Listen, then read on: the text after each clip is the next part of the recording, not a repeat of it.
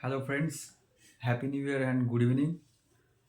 তো সেবির যে new circular test সেটা নিয়ে আশা করি সবাই শুনেছেন। আমার একটু মনে হলো যে এটা নিয়ে একটু ডিটেলসে বলি। তো শর্ট সেলিংয়ের উপরে সেবি একটা নতুন সার্কুলার নিয়ে এসছে। সার্কুলারে এটা ক্লিয়ারভাবে বলা হয়েছে যে এফআইআই বা বিগ ইনভেস্টার্স যারা রয়েছে তারা মার্কেটে শর্ট সেল করতে পারবে না। আমি এই নিউজটাকে একটু ডিটেলসে আমি বলবো এবং তার এফেক্ট মার্কেটে কী হতে পারে সেটাও বলবো। বাট তার আগে শর্ট সেল জিনিসটা কি একটু ক্লিয়ার করে নিই, ওকে? এবং তারপরে হিন্ডেনবার্গ রিপোর্ট এবং এভরিথিং সবগুলোকে আমি কভার করব। তো প্রথমে শর্ট সেল জিনিসটা কি বোঝা যাক, ওকে? শর্ট সেল মানে হচ্ছে যে শেয়ারটা আমার কাছে নেই সেই শেয়ারটা আমি আগে থেকে যদি সেল করি, অর্থাৎ না থাকা অবস্থাতে আমি যদি সেল করি, তো সেই পজিশনটাকে আমি যে পজিশনটা ক্রিয়েট করলাম মার্কেটে সেই পজিশনটাকে কি বলা হয়? শর্ট সেলিং বলা হয়। মানে ভাবুন একটা এক্সাম্পল, ধরুন আপনার কাছে এসবিআই আছে 100টা এসবিআই শেয়ার কেনা আছে। আপনি শেয়ারটা কিনেছেন, তো আপনি শেয়ারটাকে কিনে দুটো জিনিস করতে পারেন। আপনি আজকে কিনেছেন, আপনি আজকেই বিক্রি করলেন। যদি আজকে কিনে আজকেই বিক্রি করেন তো তাকে বলা হয় ইন্ট্রাডে ট্রেডিং, ওকে? বা ইন্টারডেও বলে। আর আজকে কিনে যদি আপনি শেয়ারটা আজকের একদিনের বেশি হোল্ড করেন, অর্থাৎ মোর দ্যান ওয়ান ডে, তো তাকে বলে ডেলিভারি ট্রেডিং, ওকে? আজকে কিনে আপনি 1 বছর পর, 5 বছর, 10 বছর, 50 বছর পর বিক্রি করতে পারেন।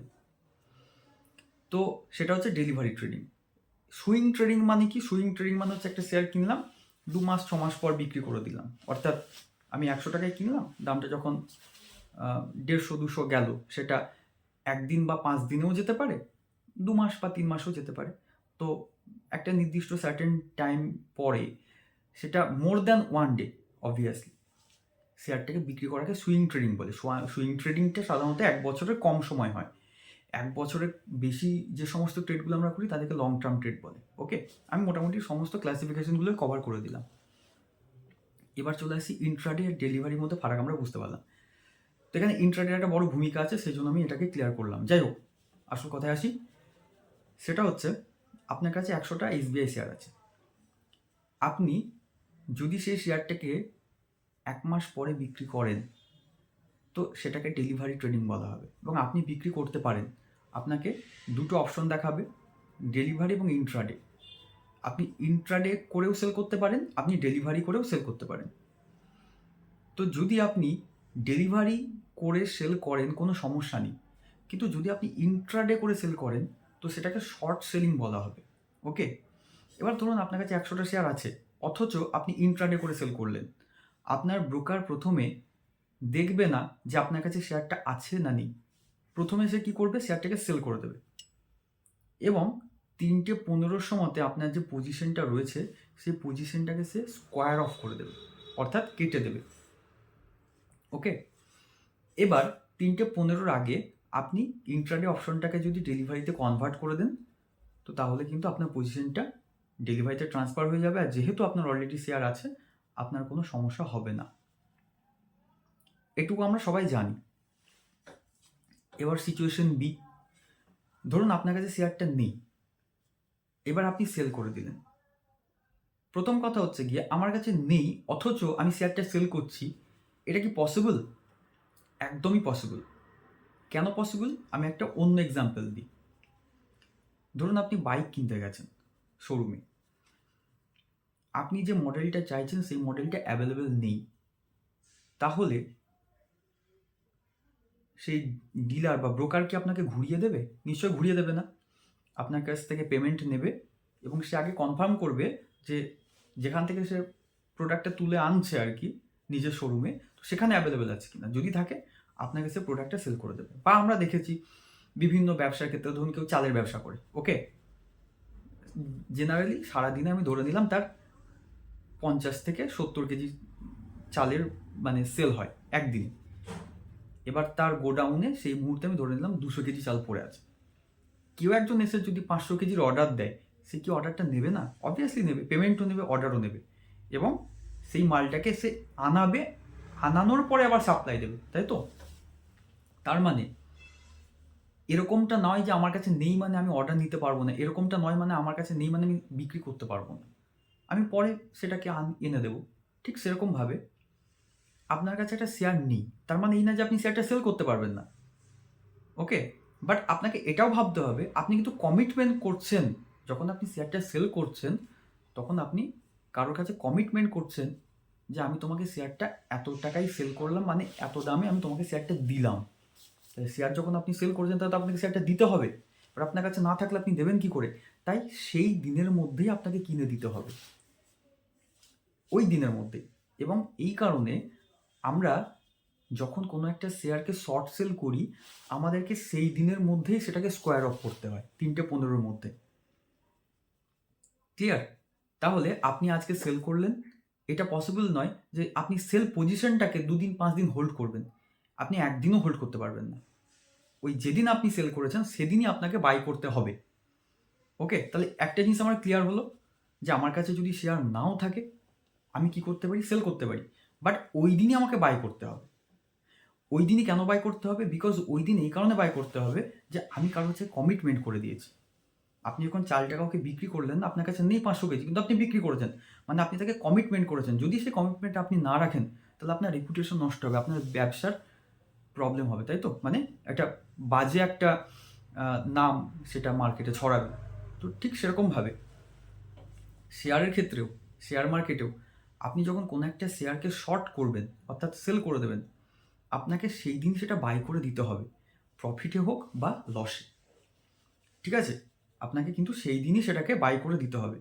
আপনি এসবিআইয়ের 100টা শেয়ার শর্ট করেছেন বা শর্ট সেল করেছেন, মানে আপনার কাছে শেয়ারটা নেই অথচ আপনি সেল করে দিয়েছেন, তো আপনাকে 3:15 মধ্যে 100টা শেয়ার বাই করতে হবে এবং বাই করে ওই যে ব্যক্তিকে আপনি সেল করেছেন তাকে দিতে হবে। ক্লিয়ার? তাহলে আপনি এটুকু বুঝলেন যে আপনার কাছে শেয়ার না থাকলেও আপনি সেল করতে পারবেন। না হলে আপনার ব্রোকার 3:15 সময় আপনার পজিশনটাকে এক্সিট করে দেবে, অর্থাৎ আপনার সেল করা পজিশনটাকে ওরা কি করবে? এক্সিট করে আপনাকে ঠিক ততগুলো শেয়ার বাই করিয়ে দেবে। এবার বাই করাতে গেলে তো টাকা লাগবে। এবার চলে আসি একটু ছোট্ট ক্যালকুলেশন।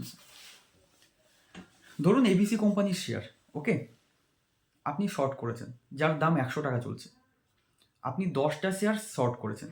তো 10টা শেয়ার যদি আপনি শর্ট করেন আপনার ব্রোকার দেখবে না যে আপনার কাছে শেয়ারটা আছে না শেয়ারটা নেই, ব্রোকার এটা দেখবে যে আপনি যে 10টা শেয়ার শর্ট করেছেন তার মানে ইকুইভ্যালেন্ট টাকা অ্যাভেলেবেল আপনার অ্যাকাউন্টে আছে কিনা, বা তার ইকুয়াল অ্যামাউন্ট টাকা আপনার মানে ব্যালেন্স এতে ট্রেডিং অ্যাকাউন্টে অ্যাভেলেবেল আছে কিনা, অর্থাৎ 10x100 মানে 1000 টাকা আপনার অ্যাকাউন্টে আছে কিনা। যদি 1000 টাকা আপনার অ্যাকাউন্টে থাকে তাহলে ব্রোকার আপনাকে শর্ট করতে দেবে। কেন? বিকজ ব্রোকার তো আর নিজের পকেট থেকে শেয়ার কিনে আপনি যাকে সেল করেছেন তাকে দেবে না, টাকাটা তো আপনার পকেট থেকে কাটবে। তাহলে কিভাবে ক্যালকুলেশনটা হচ্ছে?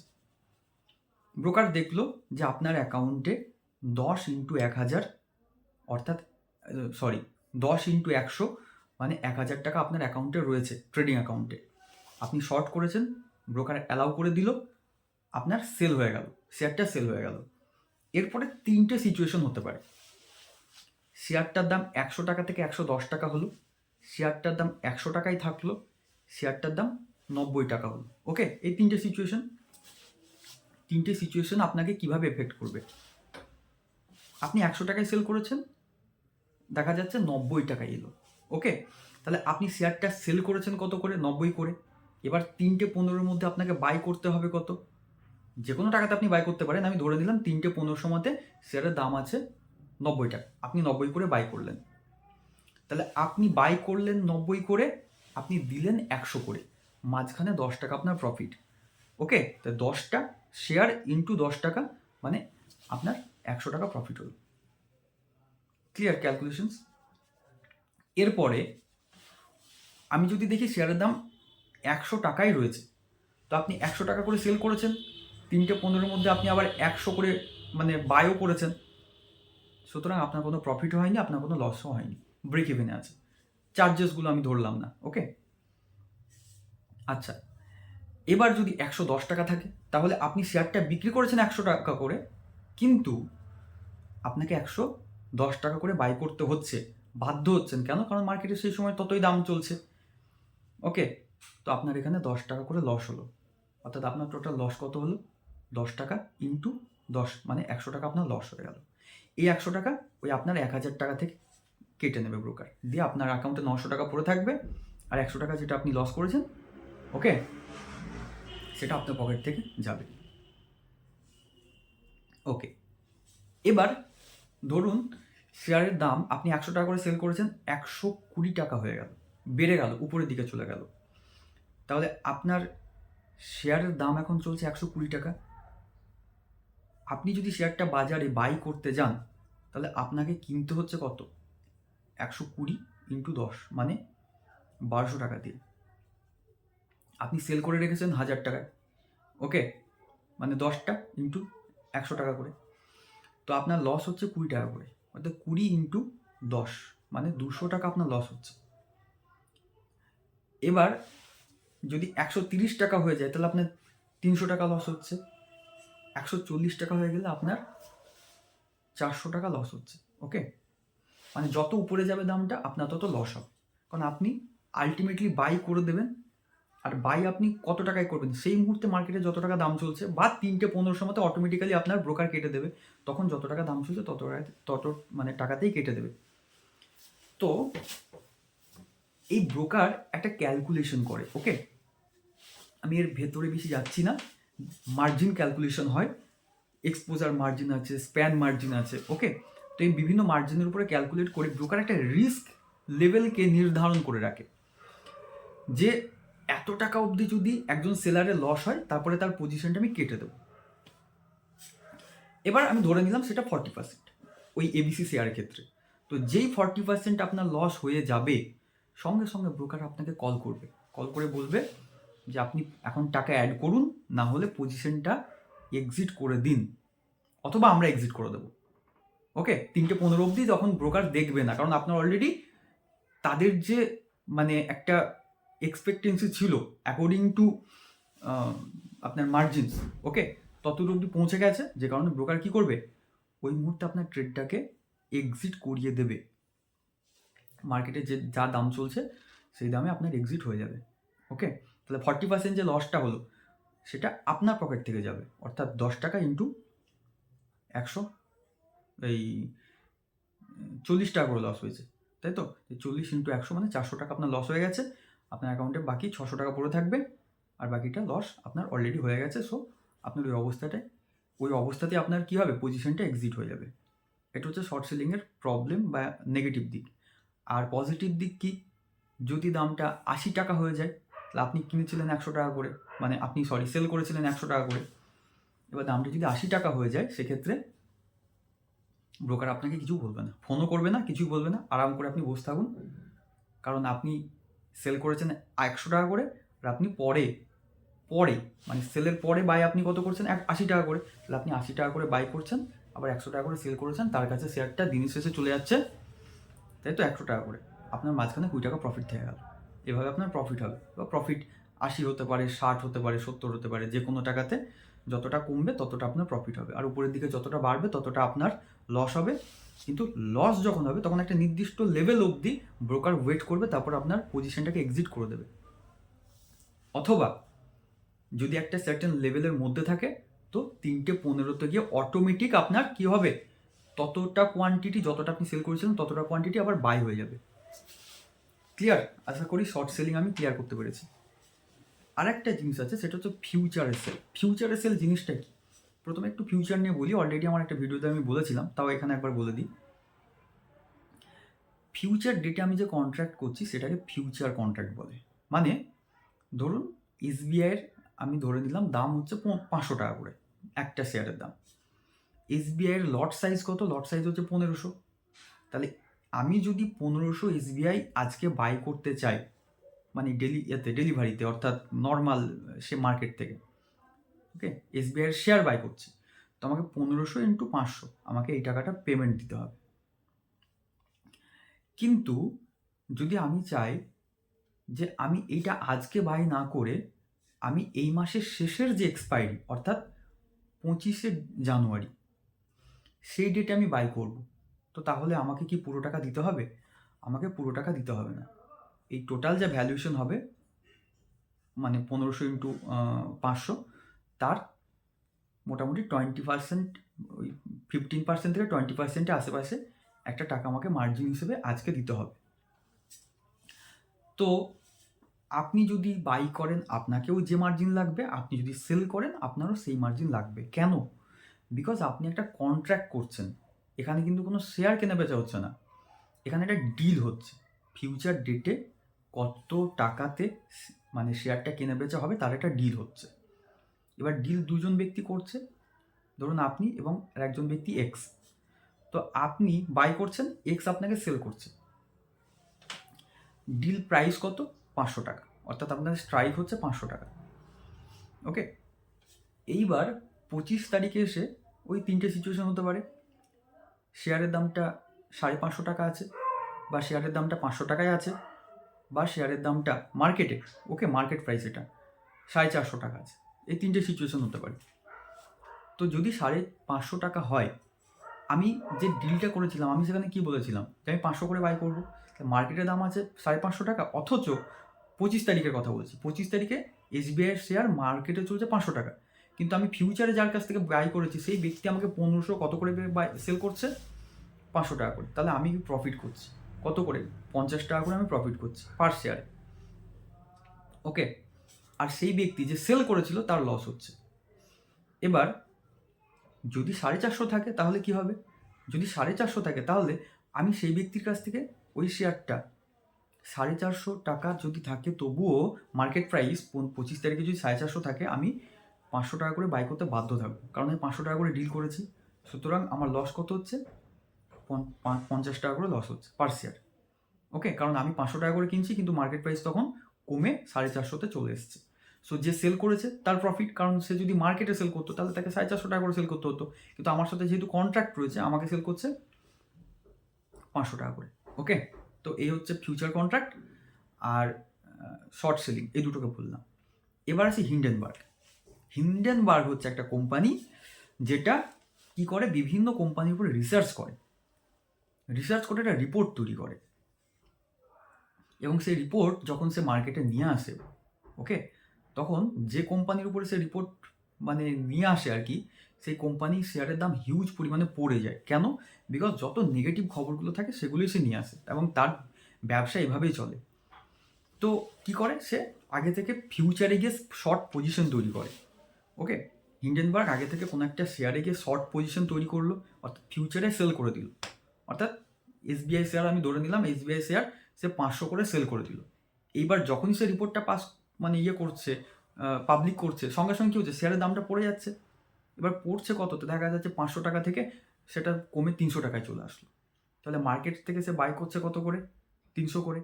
আর কন্ট্রাক্ট অনুযায়ী সে যে 500 করে মানে কন্ট্রাক্ট বাই করেছিল, তাকে তো সে করতে হবে, মানে যে বাই করেছিল তাকে তো এবার মানে বাই করতে হবে, যেহেতু হিন্ডেনবার্গ সেল করেছে। তো হিন্ডেনবার্গ তাকে সেল করে রেখেছে 500 করে। সো মার্কেট থেকে 300 টাকা করে কিনছে এবং সে 500 টাকা করে বিক্রি করে দিচ্ছে, সুতরাং 200 টাকা করে প্রফিট থাকছে। এইভাবে তারা প্রফিট করে। ফিউচারে সেল করা যায়, আর একটা শর্ট সেল করা যায়, কিন্তু শর্ট সেল যেহেতু একদিনের বেশি হোল্ড করা যায় না, তাই ম্যাক্সিমাম সেলটা তারা ফিউচারেই করে।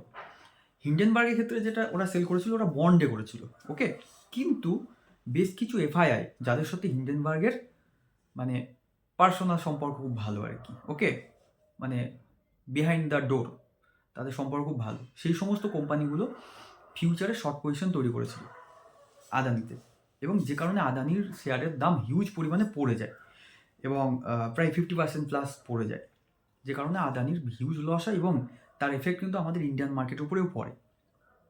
যে কারণে সেবি একটা নতুন রুলস নিয়ে এসছে যে এরপর থেকে আর শেয়ারে এই শর্ট পজিশন তৈরি করা যাবে না। কার দ্বারা? মানে ইন্ট্রাডেতে শর্ট পজিশন তৈরি করা যাবে না। যারা এফআইআই বিগ ইনভেস্টার, এখানে ইনভেস্টার মানে আপনারা আমার মতো ইনভেস্টার যারা 2-5 লাখ টাকা ইনভেস্ট করে তাদের কথা বলা হচ্ছে না, যারা হাজার হাজার কোটি টাকা ইনভেস্ট করে, ওকে, এবং রেজিস্টার্ড ইনভেস্টার। আপনি আমি তো রেজিস্টার্ড ইনভেস্টার না, আমরা জাস্ট অ্যাকাউন্ট করে ইনভেস্ট করি, তাই এখানে আমাদেরকে ধরলে হবে না। যারা বিগ ইনভেস্টার তারা কি করতে পারবে না? আর শর্ট পজিশন তৈরি করতে পারবে না। ওকে, ইন্ট্রাডে শর্ট পজিশন তারা তৈরি করতে পারবে না। আর ফিউচারে যদি তারা শর্ট পজিশন তৈরি করতে চায়, তাহলে আগে থেকে ব্রোকারকে ইনফর্ম করতে হবে সেবিকে, এনএসসিকে ইনফর্ম করতে হবে, এবং সেই ডেটা আপনার আমার মতো নর্মাল পাবলিকের কাছেও যেন অ্যাভেলেবেল থাকতে হবে। মানে সেটা কিন্তু মানে পাবলিকালি সেটা একটা জানাতে হবে, এবং মিনিমাম একদিন আগে যদি কেউ পজিশন তৈরি করতে চায় তো ব্রোকারকে মিনিমাম একদিন আগে ইনফর্মও করতে হবে যে আমি এরকম শর্ট পজিশন তৈরি করতে চলেছি। সুতরাং বুঝতেই পারছেন যে মার্কেটে যে ভোলাটিলিটি তৈরি হয় এই শর্ট সেলের জন্য, হঠাৎ করে কোনো একটা বিগ প্লেয়ার এফআইআই এসে কী করলো, মার্কেটকে শর্ট করে অনেকটা ফল করিয়ে দিল। তো আমাদের যে সমস্ত বাই পজিশনগুলো থাকে নর্মাল ট্রেডারদের বা ইন্ডিয়ান ট্রেডার যারা রয়েছে তাদের, তো সেই শর্ট পজিশনগুলো কাটতে হয়, লসে কাটতে হয়, এবং তারপরে হঠাৎ করে মার্কেট দেখা যায় যে উপরের দিকে আবার মুভ করে বেরিয়ে গেল। তো এক্ষেত্রে আমরা দেখতে পাবো যে এই যে ভোলাটিলিটি এটা মার্কেট মানে অনেকটাই কী করবে, অ্যাবজর্ব করে নেবে, এবং ভোলাটিলিটিটা কমবে, এবং মার্কেটে আমরা একটা স্টেবিলিটি দেখতে পাবো, আগের থেকে বেটার স্টেবিলিটি আমরা দেখতে পাবো মার্কেটে। ওকে, তো এই হচ্ছে বিষয়। আর আশা করি গোটা বিষয়টাকে আমি বোঝাতে পেরেছি, আর এটা জানাও দরকার সবার, মানে শর্ট সেল জিনিসটা কী, কীভাবে হয়, এভরিথিং ইন ডিটেলস। তো আশা করি আমি এক্সপ্লেন করতে পেরেছি। রিপোর্ট কী, তার এফেক্ট কী হতে পারে, অবভিয়াসলি আমাদের ইন্ডিয়ান যারা ট্রেডার তাদের জন্য একটা ভালো খবর যে আমরা তো শর্ট করতেই পারবো, আমরা যারা নর্মাল ট্রেডার, ইন্ডিয়ান ট্রেডার, তারা আমরা শর্ট করতে পারবো। ইন্ডিয়ান ট্রেডার মানে বিগ ইনভেস্টারের কথা বলছি না। ওকে, আমার আপনার মতো যারা ট্রেডার তারা শর্ট করতে পারবো, শর্ট সেল করতে পারবো।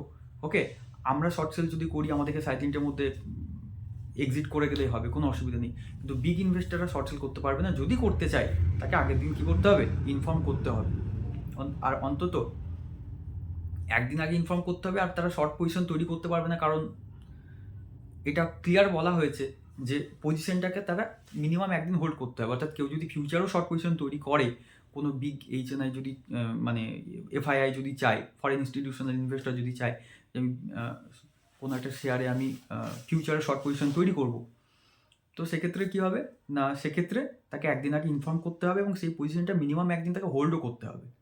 ওকে, সুতরাং আমাদের ইন্ডিয়ান যারা ইনভেস্টার রয়েছে তাদের হাতে হিউজ সময় থেকে যাচ্ছে, একটা অপরচুনিটি থেকে যাচ্ছে মার্কেটে নিজের পজিশনটাকে ম্যানেজ করার, এবং মার্কেটে যে আনসার্টেন একটা ভোলাটিলিটি সেটাও কিন্তু অনেকটাই এর ফলে রিডিউস হবে বলে আশা করা যাচ্ছে, যেটা আমাদের জন্য একটা ভালো নিউজ, এবং তার এফেক্ট আশা করি নেক্সট 8 তারিখে 8ই জানুয়ারি সোমবার 2024 আমরা তার একটা গুড এফেক্ট আমরা মার্কেটে দেখতে পাবো। ওকে, থ্যাংক ইউ সো মাচ।